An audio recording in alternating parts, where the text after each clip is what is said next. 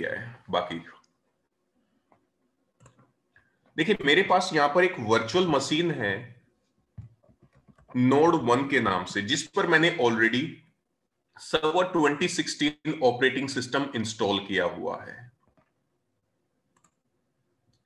देखिए सबसे पहले अगर मैं सर्वर मैनेजर के अंदर लोकल सर्वर पर जाता हूं, लोकल सर्वर टैब पर, यहां पर आप मशीन का होस्ट नेम चेक कर सकते हैं, के साथ साथ आप यह भी देख सकते हैं कि आपकी मशीन का इन्वायरमेंट क्या है, वर्कग्रुप इन्वायरमेंट है या फिर डोमेन इन्वायरमेंट है। ये दो ही इन्वायरमेंट होते हैं किसी भी मशीन के लिए, या तो वो वर्क ग्रुप इन्वायरमेंट में होगा या फिर वो डोमेन इन्वायरमेंट में होगा। थोड़ी देर में हम लोग डिस्कस करेंगे कि what is the difference between work group and domain environment. तो आप सर्वर मैनेजर के थ्रू भी चेक कर सकते हैं अपनी मशीन का इन्वायरमेंट, या फिर आप सिस्टम की प्रॉपर्टीज के अंदर जाइए, सिस्टम की प्रॉपर्टीज के अंदर जाइए जहां से आप ऑपरेटिंग सिस्टम चेक कर सकते हैं, processor, RAM, system architecture, host name, और यहीं से ही आप लोग अपनी मशीन का इन्वायरमेंट भी चेक कर सकते हो। तो ये दो मेथड होते हैं जिनके द्वारा हम लोग किसी भी मशीन का इन्वायरमेंट चेक करते हैं।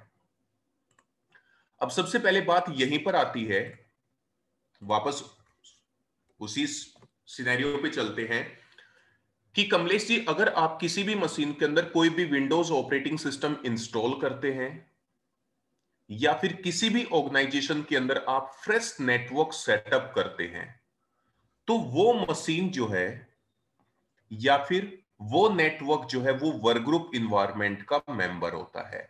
और वर्क ग्रुप इन्वायरमेंट के अंदर हमेशा ध्यान रखना, वर्क ग्रुप इन्वायरमेंट के अंदर सभी मशीन को अपनी मशीन पर किसी भी टाइप की एडिटिंग मॉडिफिकेशन करने के लिए फुल परमिशन होती है, कि कोई भी मशीन अपनी मशीन पर कुछ भी इंस्टॉल कर सकती है, रिमूव कर सकती है, अपडेट कर सकती है, मॉडिफाई कर सकती है। किसी भी टाइप की सेटिंग को चेंज करने के लिए इंडिविजुअल मशीन को फुल परमिशन होती है।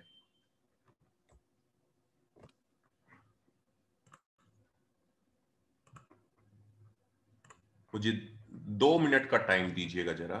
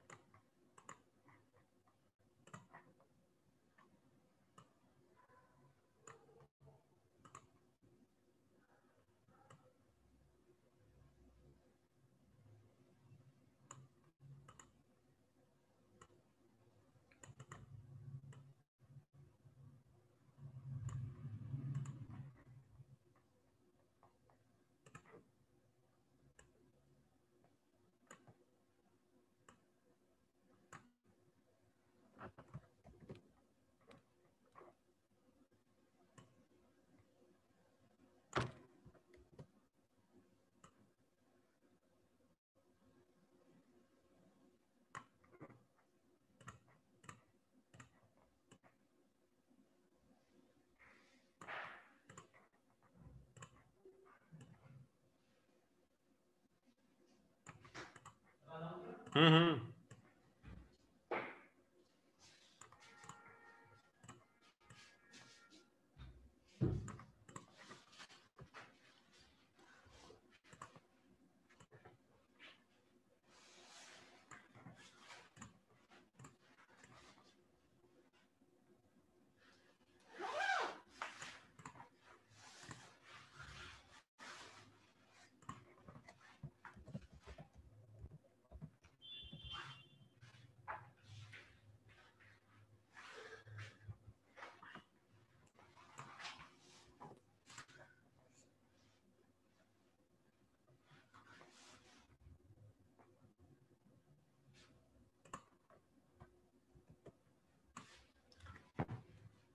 हाँ भाई देखिए जरा, मुस्तफा जी स्टार्ट करते हैं। मैं अभी आपको एक्सप्लेन कर रहा था कि भाई जब भी आप किसी भी मशीन पर कोई भी विंडोज ऑपरेटिंग सिस्टम इंस्टॉल करते हैं या फिर किसी भी ऑर्गेनाइजेशन के अंदर आप फ्रेश नेटवर्क सेटअप करते हैं, तो बाय डिफॉल्ट वो मशीन जो है या वो नेटवर्क जो है वो वर्क ग्रुप इन्वायरमेंट का मेंबर होता है। और वर्क ग्रुप इन्वायरमेंट के अंदर सभी मशीन को अपनी मशीन पर किसी भी टाइप की एडिटिंग मॉडिफिकेशन करने के लिए फुल परमिशन होती है। लेकिन जब हम लोग नेटवर्क की किसी भी एक मशीन पर एक्टिव डायरेक्टरी की सर्विस इंस्टॉल करते हैं और बाकी सभी डिवाइसेस को उस एक्टिव डायरेक्टरी की मेंबरशिप प्रोवाइड करते हैं, तो ये एंटायर नेटवर्क वर्क ग्रुप से कन्वर्ट होकर बन जाता है डोमेन। ध्यान रखिएगा।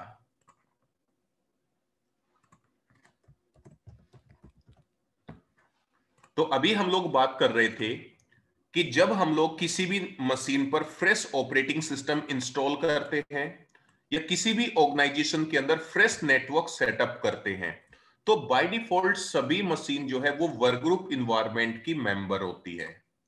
लेकिन जब हम लोग किसी भी मशीन पर नेटवर्क की किसी भी एक मशीन पर एक्टिव डायरेक्टरी की सर्विस इंस्टॉल कर देते हैं और बाकी सभी डिवाइसेस को उस एक्टिव डायरेक्टरी की मेंबरशिप प्रोवाइड कर देते हैं, तो ये एंटायर नेटवर्क वर्क ग्रुप से कन्वर्ट होकर बन जाता है डोमेन।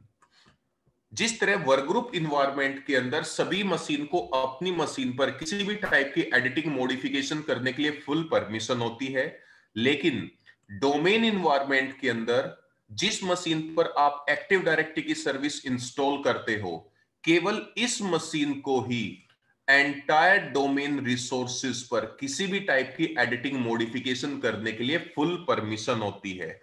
यानी कि जिस भी मशीन पर आप एक्टिव डायरेक्टरी की सर्विस इंस्टॉल करते हैं, केवल उस मशीन को ही एंटायर डोमेन इन्वायरमेंट पर किसी भी टाइप की एडिटिंग मॉडिफिकेशन करने के लिए फुल परमिशन होती है। इसीलिए आप जिस भी मशीन पर आप एक्टिव डायरेक्टरी की सर्विस इंस्टॉल करते हो, उस मशीन को आप डोमेन कंट्रोलर के नाम से जानते हो। या जिस भी मशीन पर हम लोग एक्टिव डायरेक्टरी की सर्विस इंस्टॉल करते हैं, उस मशीन को एंटायर डोमेन रिसोर्सेज पर किसी भी टाइप की एडिटिंग मॉडिफिकेशन करने के लिए फुल परमिशन होती है। बाकी किसी भी मशीन को फुल परमिशन नहीं होती है। इसीलिए हम लोग एक्टिव डायरेक्टरी वाली मशीन को डोमेन कंट्रोलर के नाम से जानते हैं। तो यहां पर सबसे पहले हम लोग जो डिस्कस करेंगे, what is the difference between work group and domain environment. काफी बार इंटरव्यू के अंदर विनोद जी एक क्वेश्चन पुट अप किया जाता है, what is the difference between work group and domain. ध्यान से सुनिएगा अब आप लोग। मैंने अभी आपको बताया था कि भाई जब भी आप नेटवर्क की किसी भी मशीन पर कोई भी फ्रेश ऑपरेटिंग सिस्टम इंस्टॉल करते हैं या किसी भी ऑर्गेनाइजेशन के अंदर आप फ्रेश नेटवर्क सेटअप करते हैं, तो वो एंटायर नेटवर्क जो है वो वर्क ग्रुप इन्वायरमेंट का मेंबर होता है। और वर्क ग्रुप इन्वायरमेंट के अंदर सभी मशीन को अपनी मशीन पर किसी भी टाइप की एडिटिंग मॉडिफिकेशन करने के लिए फुल परमिशन होती है। कोई भी मशीन वर्क ग्रुप इन्वायरमेंट के अंदर अपने अंदर कुछ भी इंस्टॉल कर सकती है, रिमूव कर सकती है, अपडेट कर सकती है, मॉडिफाई कर सकती है, किसी भी टाइप की सेटिंग को चेंज कर सकती है। लेकिन डोमेन इन्वायरमेंट के अंदर केवल एक्टिव डायरेक्टरी वाली मशीन को ही एंटायर डोमेन रिसोर्सेज पर किसी भी टाइप की एडिटिंग मॉडिफिकेशन करने के लिए फुल परमिशन होती है। बाकी किसी भी मशीन को फुल परमिशन नहीं होती है। बाकी सभी मशीन जस्ट अपनी मशीन को यूज कर सकते हैं, ऑपरेट कर सकते हैं, लेकिन किसी भी टाइप की अगर उन्हें अपनी मशीन के अंदर एडिटिंग मॉडिफिकेशन करना है, किसी भी टाइप की सेटिंग को चेंज करना है, तो उन क्लाइंट मशीन को एक्टिव डायरेक्टरी वाली मशीन से परमिशन लेनी पड़ती है। अगर एक्टिव डायरेक्टरी वाली मशीन उन्हें परमिशन प्रोवाइड करती है तो ही वो चेंजेस कर सकते हैं, वरना वो चेंजेस नहीं कर सकते। सबसे पहला डिफरेंस, वर्क ग्रुप इन्वायरमेंट के अंदर सभी मशीन को अपनी मशीन पर किसी भी टाइप की एडिटिंग मॉडिफिकेशन करने के लिए फुल परमिशन होती है, लेकिन डोमेन इन्वायरमेंट के अंदर केवल एक्टिव डायरेक्टरी वाली मशीन को ही एंटायर डोमेन रिसोर्सेज पर फुल परमिशन होती है। बाकी किसी भी मशीन को फुल परमिशन नहीं होती है। सेकंड डिफरेंस, वर्कग्रुप इन्वायरमेंट के अंदर, वर्कग्रुप इन्वायरमेंट में सभी मशीन को इतनी परमिशन होती है कि वो खुद के यूजर्स क्रिएट कर सकती है। हमेशा ध्यान रखना, वर्कग्रुप इन्वायरमेंट की सभी मशीन को इतनी परमिशन होती है कि वो खुद के यूजर्स क्रिएट कर सकती है, लेकिन डोमेन इन्वायरमेंट के अंदर केवल एक्टिव डायरेक्टरी वाली मशीन को ही इतनी परमिशन होती है कि वो डोमेन यूजर क्रिएट कर सकती है। बाकी किसी भी मशीन को इतनी परमिशन नहीं होती है कि वो डोमेन यूजर क्रिएट कर सके। थर्ड डिफरेंस, वर्कग्रुप के जो यूजर्स होते हैं, वर्कग्रुप के यूजर केवल अपनी लोकल मशीन से ही अपने अकाउंट को एक्सेस कर सकते हैं। ध्यान से सुनिएगा, वर्कग्रुप इन्वायरमेंट के अंदर यूजर जिस मशीन पर क्रिएट किया गया है, केवल अपने अकाउंट को वो उसी मशीन से लॉगिन कर सकता है, बाकी अनदर मशीन से वो अपने अकाउंट को एक्सेस नहीं कर सकता है। लेकिन डोमेन इन्वायरमेंट के अंदर जो डोमेन इन्वायरमेंट के अंदर जो यूजर क्रिएट किए जाते हैं, वो एक्टिव डायरेक्टरी वाली मशीन पर क्रिएट किए जाते हैं। और डोमेन यूजर आप एक्टिव डायरेक्टरी वाली मशीन से तो लॉगिन कर ही सकते हो, के साथ साथ किसी भी मेंबर मशीन से जाकर आप डोमेन यूजर को लॉगिन कर सकते हो। हमेशा ध्यान रखना, वर्कग्रुप इन्वायरमेंट के अंदर जिस मशीन पर यूजर क्रिएट किया जाता है, केवल उसी मशीन से ही उस यूजर को लॉगिन किया जा सकता है। लेकिन डोमेन इन्वायरमेंट के अंदर एक्टिव डायरेक्टरी वाली मशीन पर यूजर क्रिएट किया जाता है, और उस यूजर को आप एक्टिव डायरेक्टरी वाली मशीन से तो लॉगिन कर ही सकते हो, के साथ साथ आप किसी भी मेंबर मशीन से जाकर आप उस यूजर को लॉगिन कर सकते हो। फोर्थ डिफरेंस, फोर्थ डिफरेंस देखिए, वर्कग्रुप के जो यूजर्स होते हैं, वर्कग्रुप के जो यूजर्स होते हैं, उन्हें बाय डिफॉल्ट, ध्यान से सुनना, वर्कग्रुप के जो यूजर्स होते हैं उन्हें बाय डिफॉल्ट अपनी लोकल मशीन से लॉगिन होने के लिए बाय डिफॉल्ट परमिशन होती है। ध्यान से सुनो, वर्कग्रुप के जो यूजर्स होते हैं उन्हें लोकल मशीन से लॉगिन होने के लिए बाय डिफॉल्ट परमिशन होती है। लेकिन जो डोमेन यूजर होते हैं वो एक्टिव डायरेक्टरी वाली मशीन पर क्रिएट किए जाते हैं। लेकिन अगर कोई भी डोमेन यूजर एक्टिव डायरेक्टरी वाली मशीन से लॉगिन होने की कोशिश करता है, तो बाय डिफॉल्ट किसी भी डोमेन यूजर को बाय डिफॉल्ट एक्टिव डायरेक्टरी वाली मशीन से लॉगिन होने के लिए बाय डिफॉल्ट परमिशन नहीं होती है। हमेशा ध्यान रखना, डोमेन यूजर क्रिएट किए जाते हैं एक्टिव डायरेक्टरी वाली मशीन के द्वारा ही, लेकिन किसी भी डोमेन यूजर को बाय डिफॉल्ट एक्टिव डायरेक्टरी वाली मशीन से लॉगिन होने के लिए परमिशन नहीं होती है। जो डोमेन यूजर होते हैं उन्हें बाय डिफॉल्ट मेंबर मशीन से लॉगिन होने के लिए परमिशन होती है कि आप किसी भी डोमेन यूजर को क्रिएट करते ही ऑन द स्पॉट किसी भी मेंबर मशीन से जाकर आप लॉगिन कर सकते हो। लेकिन एक्टिव डायरेक्टरी वाली मशीन से वो डोमेन यूजर तब तक लॉगिन नहीं कर पाएंगे जब तक एक्टिव डायरेक्टरी वाली मशीन उस डोमेन यूजर को locally log on permission provide नहीं करेगी। तब तक कोई भी डोमेन यूजर एक्टिव डायरेक्टरी वाली मशीन से लॉगिन नहीं कर सकता है।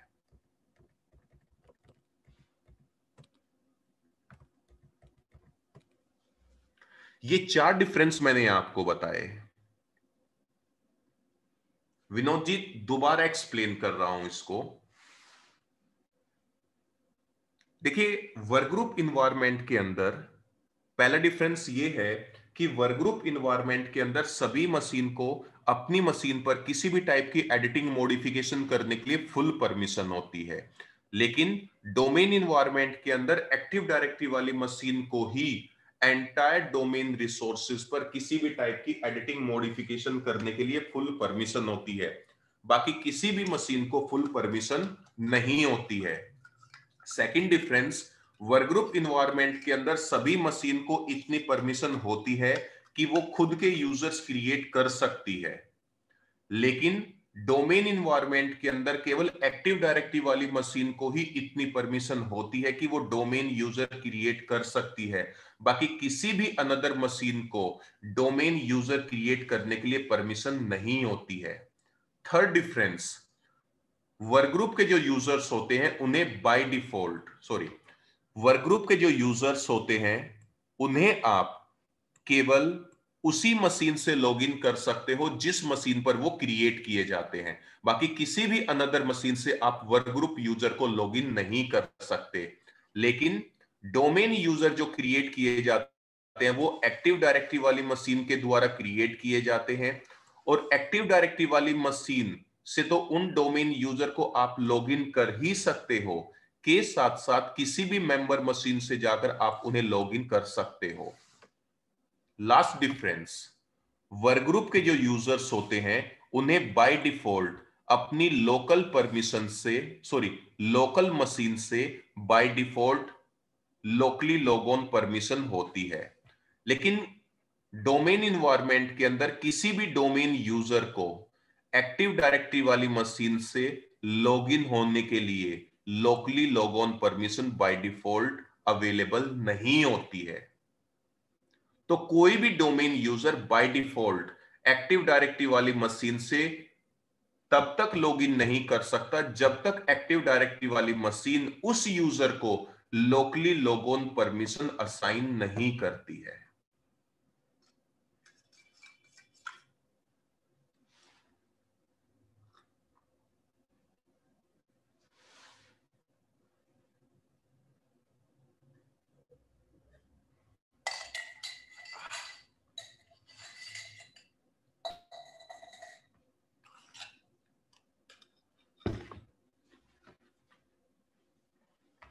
अच्छा, मेरे को यहां तक बताइए कमलेश, मुस्तफा और विनोद जी, यहां तक किसी को कोई डाउट है?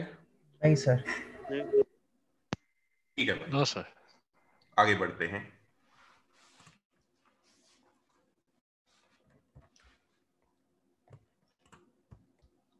थोड़ा सा और इसको डिटेल में एक्सप्लेन करूंगा अभी आपको।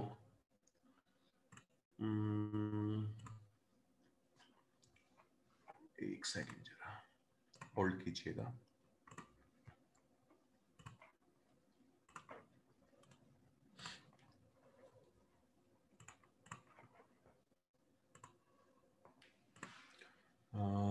ओके,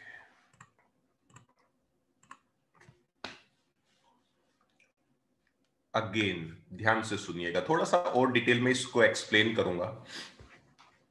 देखिए, जैसे कि मैंने अभी आपको बताया कि जब भी आप किसी भी मशीन पर कोई भी विंडोज ऑपरेटिंग सिस्टम इंस्टॉल करते हैं तो बाय डिफॉल्ट वो मशीन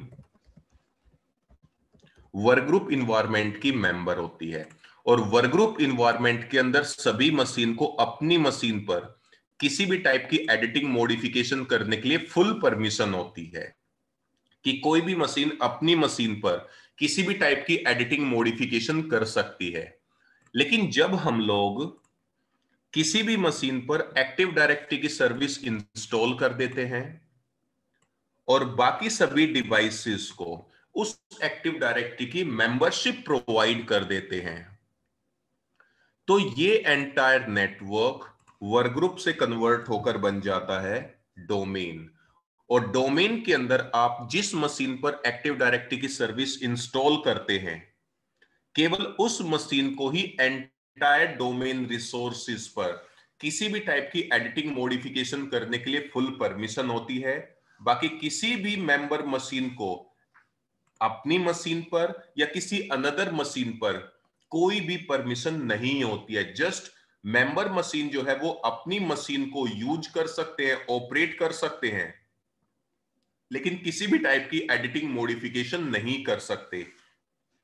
इसीलिए जिस मशीन पर हम लोग एक्टिव डायरेक्टरी की सर्विस इंस्टॉल करते हैं उस मशीन को हम लोग डोमेन कंट्रोलर के नाम से जानते हैं।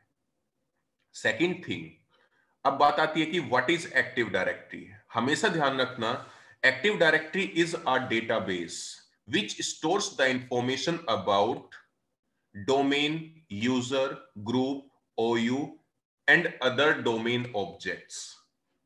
हमेशा ध्यान रखना, एक्टिव डायरेक्टरी एक ऐसा डेटाबेस होता है जिसके अंदर domain, user, group, OU, policies और अदर डोमेन ऑब्जेक्ट की इंफॉर्मेशन अवेलेबल होती है। डोमेन कंट्रोलर एक ऐसी मशीन होती है जिसे एंटायर डोमेन रिसोर्सेज पर किसी भी टाइप की एडिटिंग, मॉडिफिकेशन करने के लिए फुल परमिशन होती है। सेकंड थिंग, काफी बार इंटरव्यू के अंदर एक और क्वेश्चन आपसे पूछा जाता है, what is the default database of, what is the default database of active directory, what is the default database of domain controller, या फिर what is the default database of domain. तीनों क्वेश्चंस का answer same रहेगा। ध्यान रखना, चाहे आप लोगों से डोमेन का डिफॉल्ट डेटाबेस पाथ या फिर एक्टिव डायरेक्टरी का डिफॉल्ट डेटाबेस पाथ या फिर डोमेन कंट्रोलर का डिफॉल्ट डेटाबेस पाथ, अगर आपसे कभी भी पूछा जाता है, या लॉग्स फोल्डर पाथ जहां पर एक्टिव डायरेक्टरी के सभी लॉग्स, जिन्हें हम लोग इवेंट्स के नाम से भी जानते हैं, उसका जो डिफॉल्ट पाथ होता है वो सी ड्राइव के अंदर, विंडोज डायरेक्टरी के अंदर, एनटीडीएस नाम की डायरेक्टरी के अंदर स्टोर होता है। हमेशा ध्यान रखिएगा, ये एक्टिव डायरेक्टरी का डिफॉल्ट डेटाबेस और लॉग्स पाथ होता है। काफी बार इंटरव्यू में इस डेटाबेस को पूछते हैं, इसके पाथ को। सेकंड थिंग, जब भी आप किसी भी मशीन पर एक्टिव डायरेक्टरी की सर्विस इंस्टॉल करते हैं, तो सेम टाइम पर सेम मशीन पर ही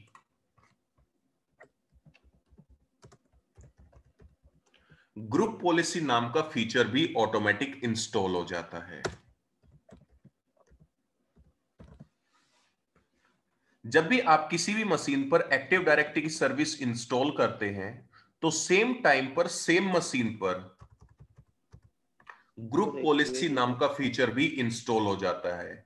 ये एक ऐसा फीचर होता है जिसके द्वारा आप अपने डोमेन इन्वायरमेंट के अंदर डिफरेंट टाइप्स की पॉलिसीज को डिप्लॉय करते हो। आगे चल के हम लोग, हेलो, हाँ सर, कमलेश। हाँ सर कमलेश मैं ऐसा बताइए। बोल रहा था, ये बेज जो हम जब हम ये बेज मशीन में इंस्टॉल करते हैं एडी, हाँ जी, तभी ये सी ड्राइव में ये फोल्डर पे होता है ना लॉग और इवेंट हाँ जी, हाँ जी, एनटीडीएस में। तो हाँ जब हाँ, हम वर्चुअल बॉक्स में करेंगे तो सेम ही पाथ रहता है। सेम पाथ रहेगा। हाँ ना, वर्चुअल बॉक्स में भी सेम रहेगा ना। हाँ बिल्कुल बिल्कुल। कमलेश जी, चाहे आप VMware की वर्चुअल मशीन में इंस्टॉल करें, वर्चुअल बॉक्स की वर्चुअल मशीन में इंस्टॉल करें, या फिर फिजिकल सर्वर पर इंस्टॉल करें, आप पाथ हमेशा यही रहेगा। ओके ओके, ठीक है। ऐसा कुछ नहीं है कि भाई अगर हम लोग फिजिकल मशीन में करेंगे तो वो पाथ अलग रहेगा, हाँ VM हाँ में करेगा तो वो पाथ अलग रहेगा, ऐसा कुछ नहीं है। हाँ हाँ हाँ, ओके सर।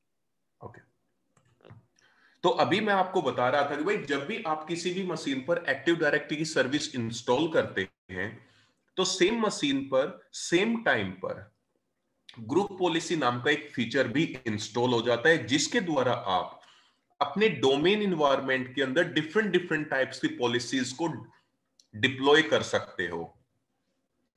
अब ग्रुप पॉलिसी होता क्या है, इसको यूज कैसे करते हैं, डिफरेंट टाइप की पॉलिसीज को हम लोग डिप्लॉय कैसे करते हैं अपने डोमेन इन्वायरमेंट के अंदर, ये हम लोग 7 to 8 सेशंस के बाद में डिस्कस करेंगे। सेकेंड थिंग, जिस तरह एक्टिव डायरेक्टरी का डेटाबेस और लॉग्स पाथ जो है सी ड्राइव के अंदर, विंडोज डायरेक्टरी के अंदर, एनटीडीएस नाम की डायरेक्टरी के अंदर स्टोर होता है, इसी तरह ग्रुप पॉलिसी का जो डेटाबेस होता है वो सी ड्राइव के अंदर विंडोज डायरेक्टरी के अंदर सिसवोल नाम की डायरेक्टरी के अंदर स्टोर होता है, हमेशा ध्यान रखिएगा। लॉग्स और डेटाबेस पाथ, चाहे वो ग्रुप पॉलिसी से रिलेटेड डेटाबेस लॉग्स और पाथ है या फिर एक्टिव डायरेक्टरी से रिलेटेड लॉग्स और डेटाबेस पाथ है, वो आपके सामने है। और काफी बार इस चीज को इंटरव्यू में पूछते हैं भाई। विनोद जी, यहां तक कोई डाउट है भाई? नहीं सर। ठीक है। मुस्तफा जी? नहीं सर। ठीक है भाई, अब आगे बढ़ते हैं। अभी जरा डिस्कस करते हैं, अगर आप किसी भी मशीन पर एक्टिव डायरेक्टरी की सर्विस को इंस्टॉल करना चाहते हैं तो उस मशीन के लिए मिनिमम रिक्वायरमेंट आपको क्या फुलफिल करनी पड़ेगी। सबसे पहले, अगर आप किसी भी मशीन पर एक्टिव डायरेक्टरी की सर्विस को इंस्टॉल करना चाहते हैं तो सबसे पहले उस मशीन पर आपको NOS, network operating system install करना पड़ेगा, चाहे वो सर्वर 2000 है, 2003, 8, 12, 16 और 19। तो सबसे पहले आपको उस मशीन पर नेटवर्क ऑपरेटिंग सिस्टम इंस्टॉल करना पड़ेगा। Second requirement, admin user login होना चाहिए। Third requirement, static IP address assign होना चाहिए, डायनेमिक नहीं होना चाहिए by DHCP server, manually IP assign होना चाहिए। के साथ साथ उस मशीन के अंदर 350 MB फ्री स्पेस होना चाहिए। जिस भी मशीन के अंदर आप ये सारी रिक्वायरमेंट फुलफिल कर रहे हो, उस मशीन के अंदर आप एक्टिव डायरेक्टरी की सर्विस इंस्टॉल कर सकते हो।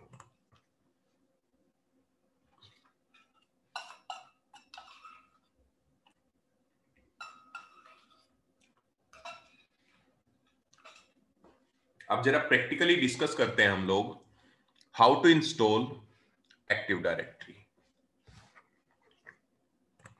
इसके लिए मैं आपको अपनी वर्चुअल मशीन पे लेके चलता हूं। जरा देखिए, मैंने यहां पर एक वर्चुअल मशीन क्रिएट की हुई है भैया, नोड 1 के नाम से, जिस पर मैंने already server 2016 operating system install किया हुआ है। अभी अगर इस मशीन के अंदर मैं आपको कॉन्फ़िगरेशन चेक कर रहा हूं, इस मशीन का होस्ट नेम है नोड 1, वर्क ग्रुप इन्वायरमेंट की मेंबर है, यानी कि ये बिल्कुल फ्रेश मशीन है। सबसे पहले हम लोग इस मशीन पर वो सभी रिक्वायरमेंट फुलफिल करते हैं जो एक्टिव डायरेक्टरी के लिए जरूरी होती है। सबसे पहले नेटवर्क ऑपरेटिंग सिस्टम होना चाहिए, जो कि ऑलरेडी मैं फुलफिल कर चुका हूं। Second requirement, admin user login होना चाहिए, वो भी ऑलरेडी फुलफिल कर चुका हूं। Third requirement, static IP assign होना चाहिए। Static IP, Vinod ji, static IP address assign करने के लिए सर्वर मैनेजर के अंदर, इथरनेट के अंदर, ये आप देख सकते हो, इसको आप क्लिक कीजिएगा, राइट क्लिक कीजिए, प्रॉपर्टीज। यहां से आपको डिसाइड करना है कि आप इस सर्वर मशीन को आईपी का वर्जन 4 असाइन करना चाहते हो या 6 करना चाहते हैं। अभी के लिए मैं आईपी का वर्जन 4 यूज करूंगा। सेलेक्ट करके प्रॉपर्टीज के अंदर जाइए, use the following IP address, और यहां से आप इस सर्वर मशीन का आईपी एड्रेस डिसाइड कीजिएगा, देन सबनेट मास्क। बाकी आप अभी एज इट इज रहने दीजिएगा, केवल आपको आईपी एड्रेस और सबनेट मास्क असाइन करना है। सर ये कुछ भी डाल सकते हैं ये नंबर? ये अभी थोड़ी देर में बताऊंगा मैं आपको। ठीक है ठीक है। आईपी एड्रेस असाइन किया, देखो यहां पर आईपी एड्रेस अभी अपडेट नहीं हुआ है, तो सर्वर मैनेजर को रिफ्रेश करके, जैसे ही आप रिफ्रेश करेंगे तो वो चेंजेस यहां पर अपडेट हो जाएंगे। फोर्थ रिक्वायरमेंट, आपकी मशीन के अंदर 350 MB फ्री स्पेस होना चाहिए। मेरे पास यहां पर around 38 GB free space available है। तो एक्टिव डायरेक्टरी को इंस्टॉल करने के लिए जो भी रिक्वायरमेंट होती है मैं ऑलरेडी फुलफिल कर चुका हूं। 1 मिनट से कम का टाइम बचा हुआ है, जल्दी से रीलॉग इन कीजिएगा सेम आईडी पासवर्ड के द्वारा, फिर हम लोग आगे कंटिन्यू करेंगे।